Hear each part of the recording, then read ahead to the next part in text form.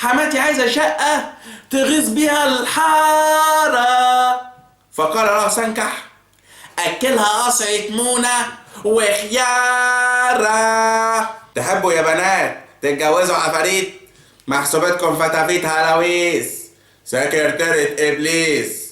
حدثتنا الآنسة زوزو وهي تأكل من شوال البوزو، قالت: اجتمعت بصحباتي الآنسات لنناقش أمر الزواج والزوجات.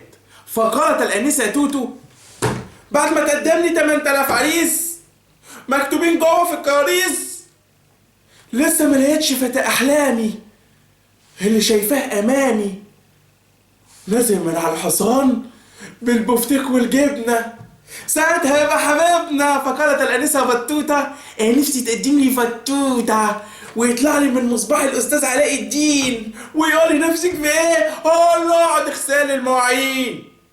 وقالت سوسو: وأنا تقدم لي رجل أعمال بس سكة، بيتاجر في البط وكروت الفكة.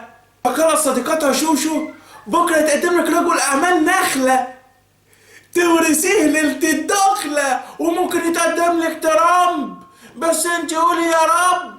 فقالت لولو: وانا تقدم لي عريس اخر حلاوة، بس بابا شغل عليه الغسالة لانه يملك شقة اوضتين وصالة واداله على عينه كشاف اول ما قال له بقبض 3000.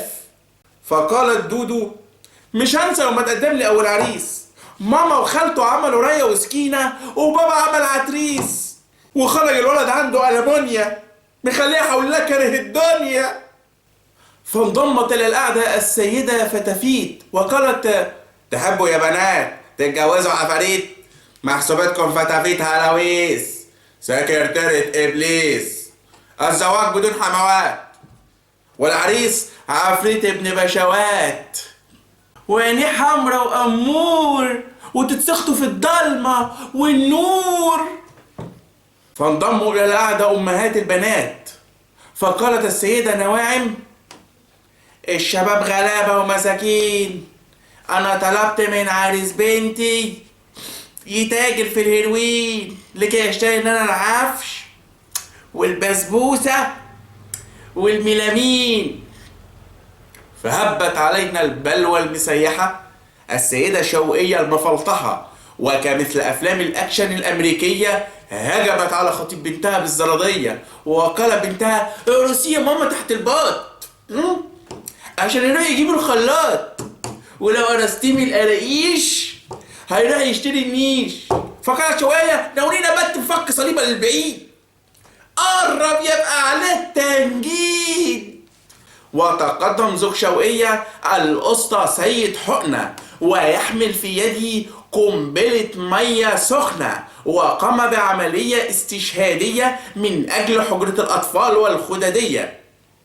فاجتمعوا بعض الشباب المضطرين لينتقموا من الحموات المجانين، فذهبوا إلى سنكح بن أسرار أبو المفهومية والأفكار. وقال شاب: حماتي ست عنادية. فقال سنكح: ولع فيها بزيت الطعمية.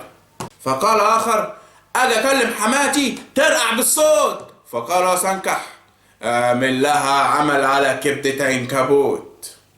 فقال آخر: حماتي عايزة شبكة 5 كيلو زيادة.